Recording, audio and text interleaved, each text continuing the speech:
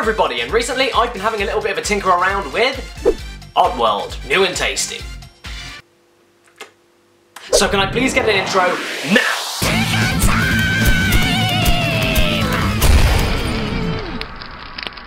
So, Oddworld, new and tasty. Is it new? Yeah. And is it tasty?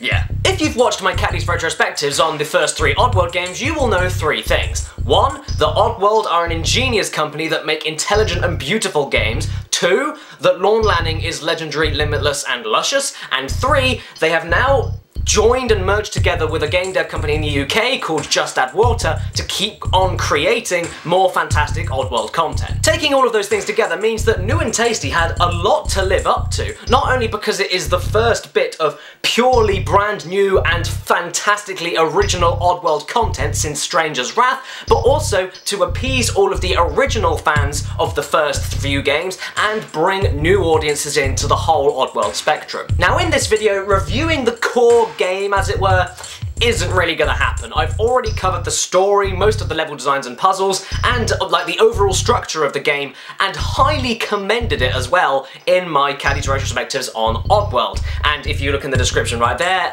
you can have a playlist that takes you right to it and you can watch all 3 of them. Oh, and also, there's a Stranger's Wrath HD video in the description as well, so you can go and watch that. And you will listen! So yeah, the core game, being the one that this is based on, Abe's Oddysee, isn't gonna happen. Already done a video about it, so this video is basically just gonna be about me judging all of the new and tasty ways that this game pretty much revamps the traditional Abe's Oddysee formula, as it were. Before I say anything else about this game though, I will say one thing that I have repeated and reconfirmed tons and tons over both of my channels, and that is this.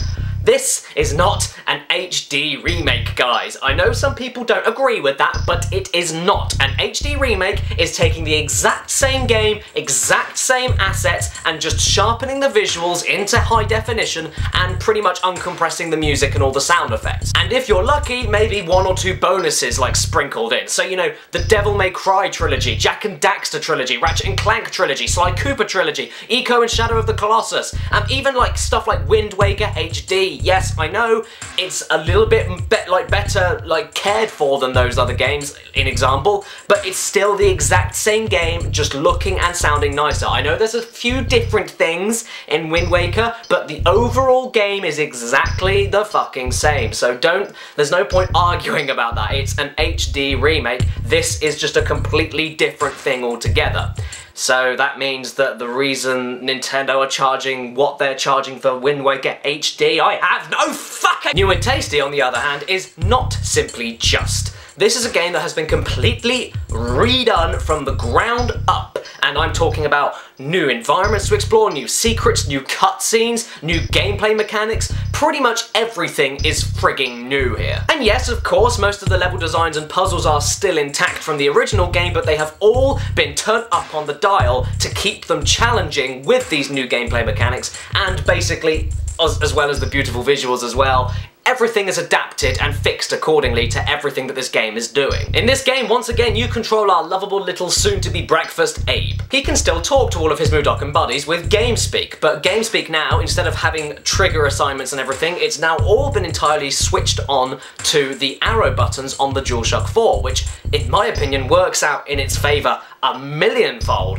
But also, as well, he controls himself, he moves much differently than before, because essentially everything has been completely bolted. Instead of the slow pace and weighty Tomb Raider style, delay to all of the controls in the original, which I don't have a problem with, but against that, this time, everything is fucking instant. Running is instant, jumping is instant, rolling is instant. It's all much snappier than before. And now, due to Abe running and walking only through the analog stick, that means that fully tilting the analog stick makes him run, and slightly tilting it makes him walk, like always. Sneak has its own button, thankfully, but running and walking is done with the analog stick sensitivity. And what these guys have done, this is just a little thing that I really love what they've done, because the game is still built around the slow walking, you can run through it if you want to, but you will die a lot. So the game is still built around the walking, so it actually takes full tilt to to get Abe running. There isn't a kind of sensitive just midpoint for walking on the analog stick. You have to really push the analog all the way to get him to run. So walking is actually really, really easy. It's not finicky, and it's not a case of if you slip up, he'll start running and alert everybody. Little things like that, incredibly beneficial to the game's design. But either way, because of the responsiveness of the controls now, this then means it turns the entirety of Abe's Odyssey into a much more fast-paced and exciting experience, something that the original kind of wasn't. Where the original relied on slow, weighty movement and real fucking tense screens and controller snapping frustration as you explore Oddworld in complete terror as to what can possibly be on each and every screen that you come across, this game is a little bit different in how it tackles its atmosphere. The atmosphere is still there, it's just a different kind of atmosphere from the first game. And that's because, even though everything is much quicker and snappier, the whole game and its atmosphere, not just because of the drop-dead gorgeous visuals, but also because it adapts to its quick pace and applies it into a kind of new sensation to playing Abe's Odyssey. So the simplest way of saying all of that is that this game has basically kept everything we know and love from the original, but adapted it into a quicker pace. And so, yeah, you might recognise all of the level designs, well, most of them anyway, most of the level designs from the original game and get all nostalgic over it,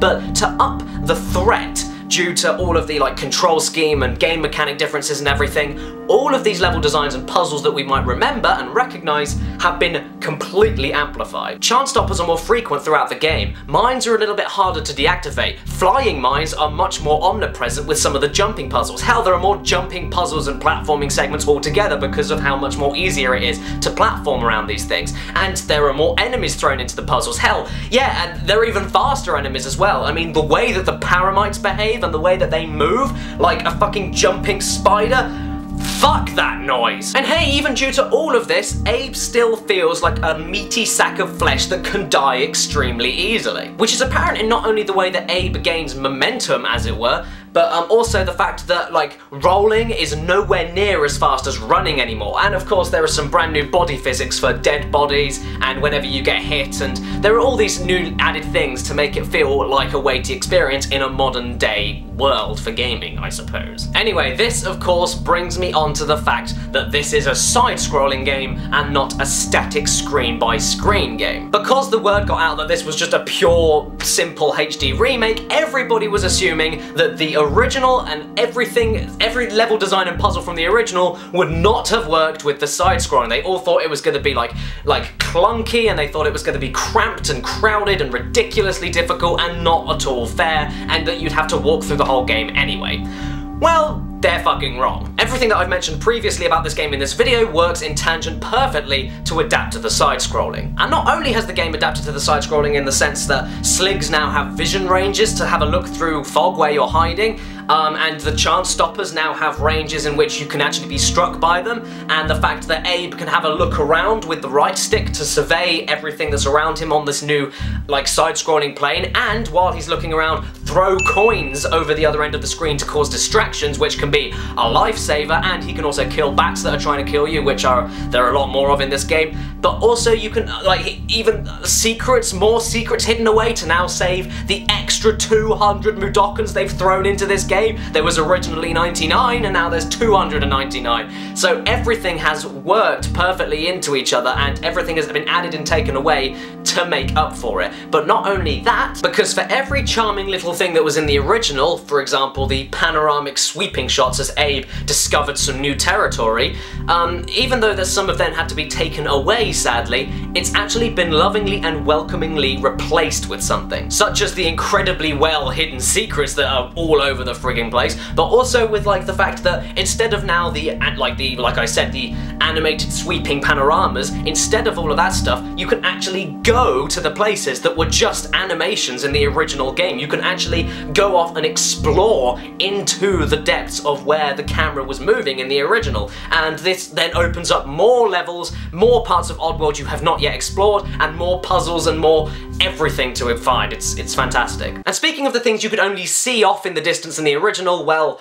you can see everything off in the fucking distance here because of all of the camera movements. And why are the camera functions and movements such a big deal? Well, not only is this one of the most beautiful games, no, visions. Not only is this one of the most beautiful visions I've ever seen in my life, I mean, Just Add Water, you worked Unity to the fucking bone. Congrats, this is an incredible looking game, and this is how I always thought Oddworld should have looked. This is how I dreamt Oddworld would always look like. You've really fucking nailed it. So not only are the visuals absolutely incredible, but because of all of these new visuals and everything that like Just Add Water and Oddworld want to show off, the camera tends to have lots of it's a very active kind of camera. You can't really control the camera because it's a side-scroller, but the way that it likes to pan back to let Abe get smaller and smaller, make him feel more insignificant and vulnerable, and then you get to see more of the glorious environmental backdrops. Everything like that is just perfect. And not only is being able to use the right stick to have a brief look around fantastic for judging what's ahead in a tactical way with enemy chases and slow-moving like stealth puzzles and everything like that, but it also works in the sense that you can have a look around at the beautiful environment and die loads of times from being fucking distracted by it. And even though the whole game feels much quicker and much more responsive as a whole, it's still Abe's Odyssey, and it's still, there are levels and puzzles that are still built around walking slowly, observing enemy behaviours and creature behaviours, and working out everything in a slow, tactical, and tense as hell way. And for anyone that complains that because everything is quicker and more responsive, that you shouldn't have to walk everywhere slowly because everything is just so much bigger now and it takes too long, well, it's Abe's fucking Odyssey. It's there for a reason. He can walk for a reason. So yeah, for some puzzles, being slow and tactical is the best course of action. And talking about course of action, that's another thing that's been changed and improved, in my opinion. Course of action. In the original, many, if not all of the puzzles, if I'm not mistaken, could only be solved one particular way. But this time around, I'm not saying that's a bad thing, but this time around, because of like these new side-scrolling mechanics and the new quickness and responsiveness of gameplay and all of the new threats and enemy numbers increased and everything that's adapted because of that fact, this makes all of the puzzles and all of the secrets and everything much more free range. You can now quick save in this game, much like in Munch's Odyssey or Abe's Exodus, and that's all done by a simple click on the DualShock 4 touchpad. Oh my god, what a fantastic fucking feature. You just click it to quick save it and press and hold it in to load it up again. Fantastic. Don't even need to pause the game. Brilliant addition to this. But also, you can command Aulia to all of your Mudokon buddies, unlike in the original Abe's Odyssey, where you could only talk to one at a time and solve puzzles in a very slow and almost trial and error way. And if there's like 8 Mudokons on the screen that you need to save, you have to save each of them individually, meaning that if you get like 7 out of 8 done and then you kill one of them or you die yourself because you messed up, you've got to save all of them all over again. Basically now this new Aulia command makes the game and saving the Mudokons much more satisfying and gratifying because of fair and slick gameplay mechanics as opposed to the, like I said, trial and error approach of the original. Now this may sound like I'm slagging off the original a load, but trust me guys, I fucking love the original. You just need to watch my video on it. I don't even think, loads of people think that game's dated. I don't. I adore those games, but you know, for the sake of talking about everything that's different in this game, I kind of have to talk about how much more improved and adapted to the modern day gaming industry, how all of these schemes and controls and everything work. And despite how much I adore the original games, going into this game knowing that there were 200 more Mudokons to save, I kind of went into this game a little bit cockeyed and I thought, oh, I know where all the secrets are, I've beaten this game tons of fucking times, I'm gonna do this, and then whoopsie, I escaped Rupture Farms and 47 Mudokons died because I didn't find them. 47! So even if you are a diehard fan of the original like myself and you don't think that all of the puzzles and secrets will catch you off guard, they will. And also, that's another thing that's been improved, the difficulty settings. Some could argue that despite all of the uncompressed music from the original, and all of the incredible visuals, and all of these new, quick, and amazingly nice controls to Abe's Odyssey, some may argue that the original terror and atmosphere and slow pace of the original is kind of diminished a little bit. And I'm honestly gonna say I do kind of agree with them in some aspects. This game is tons more exciting and adrenaline pumping and fast paced, for sure, but in terms of slow movement and tense as fuck enemy encounters, in terms of that, in some circumstances I can agree it's not too omnipresent here like it is in the original. However, this problem, in my opinion, is entirely fixed by the difficulty settings. There's easy, normal, and hard, obviously, and each one pretty much tweaks every gameplay mechanic in a way that makes you want to experience Oddworld in a way that you want to experience it. Which is something that the original Oddworld Abe's Odyssey just couldn't really do. So now all of the different difficulty settings can adjust, like the health bar that Abe has, or falling damage being affected by you, or one-hit kills, or the amount of throwing objects that Abe can carry from sacks and bombs and all that stuff. It's all adjustable to whatever you want to go through. Now, when I first played the game on normal mode, despite all of the times I've finished the original game, and despite having quick save there, and despite having this fucking health bar, and having falling damage not kill you straight away, having all of this stuff, I still died multiple times, and it still took me about 6 hours to reach the end of the game. But then once I learnt the ropes and I didn't go into this game all cocky and thinking I knew everything, I tried it on hard mode, which is the fucking right way to do it if you love the original game. If you think that normal doesn't have the scary as fuck tenseness of enemy encounters and you don't feel like every single enemy is a threat, then just go into hard mode. One-hit kills, falling damage, health bar is, well, I just said one-hit kills, and all of that great stuff, and the original amount of bombs and rocks that Abe can carry are all back in where they should be from the original game. The only thing that isn't is the more forgiving amount of checkpoints, which is not a problem. I mean,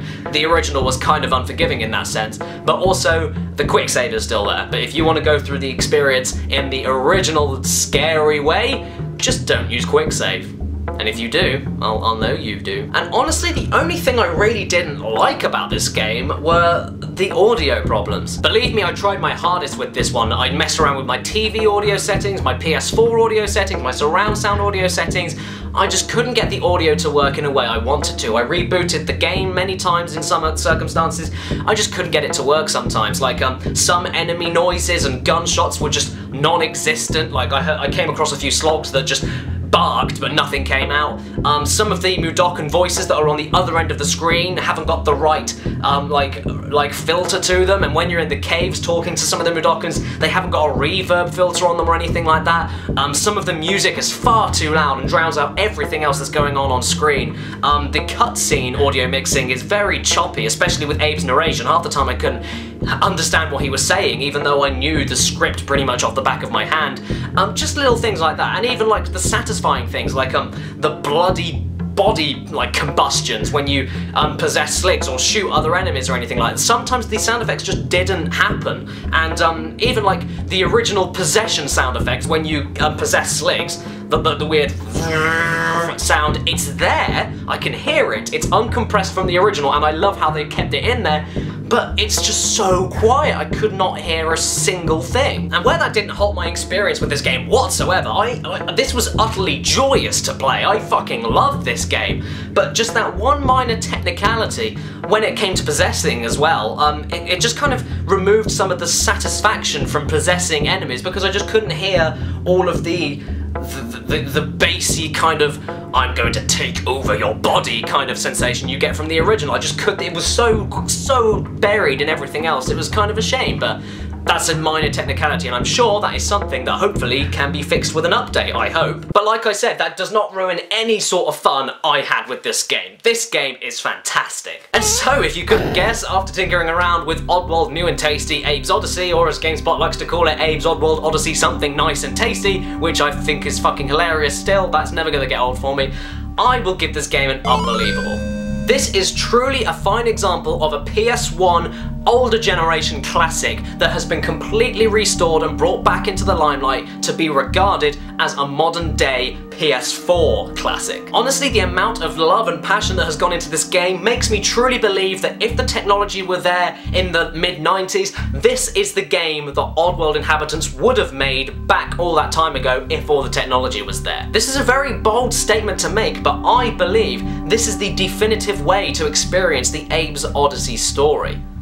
I'm kinda serious. Like I said, the original will always be a fucking favourite of mine. I will always love it with the deepest parts of my heart. Do not get me wrong about that. But just the accessibility, the difficulty, like additions, the quickness and responsiveness of the controls. Technically, this is a great fucking game, and it's a great step up and a great restoration and reimagining of the original game. So while the original game, in my opinion, still stands up on its own, this also stands up on its own. It doesn't live in Abe's Oddyssee's shadow a single bit. It can be seen as its own game and be regarded highly as its own game. Yes, currently the only version of this game that's out is the PS4 version, but trust me, this is going to be out on fucking everything in the next couple of weeks. I'm talking literally everything from PC to the Wii U, I think, PS Vita, PS3. It's going to be out on everything as far as Xbox 360 and Xbox One go.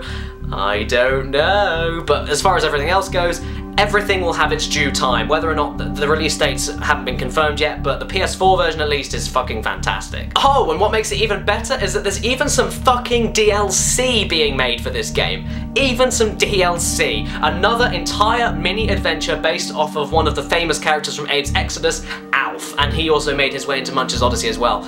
Oh my god, after I've experienced this whole package in full, I can't wait to see the potential of what Oddworld Inhabitants and Just Add Water can possibly do with this franchise. I'm going to be completely honest and say that this is one of the greatest reboots of anything that I've ever seen, probably since Resident Evil 1's reboot on the Nintendo GameCube. It's that kind of game. It's not simply a remake, it's not simply trying to live in its shadow and get people nostalgic and thinking, oh, this is like the fucking Flashback remake that went to complete shit. It's not like that at all. This is This is another story entirely. If you are skeptical about this game as a classic Oddworld fan, don't be.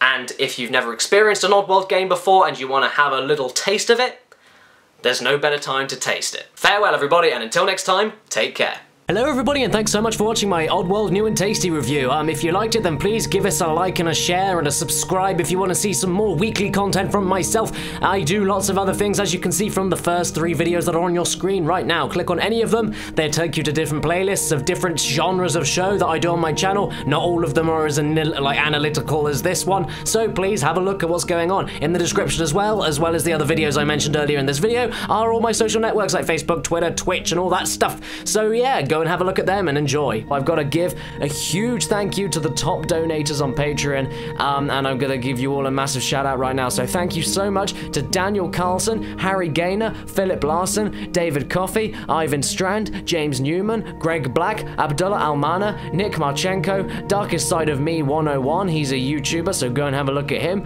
Benjamin Peasley, Jason Norris, The Retro Gamer HD, another YouTuber, please go and have a look at his stuff, Delmar Mullins, Kylie McKinnon, Mohammed Al-Sali, Yayan Tuffrey Jones, Alan Angert, Tony Pierce, Albert Rodriguez, Emily Higginbotham, another YouTuber called Nova Gaming PC, and he makes some great stuff, so have a look at him, Ahmed Al-Mutawa, and Andrew Hernandez. I am so sorry for any mispronunciations in that. I'm terrible at this stuff, I'm so sorry, but I really do have to thank all of you from the bottom of my heart, because your support for me on Patreon has been incredibly insane, and I can't thank you enough. And anyway, where was I? If it's your birthday today or watching this video, then happy freaking birthday to you, and please remember to stay beautiful. Until next week, I'll see you later.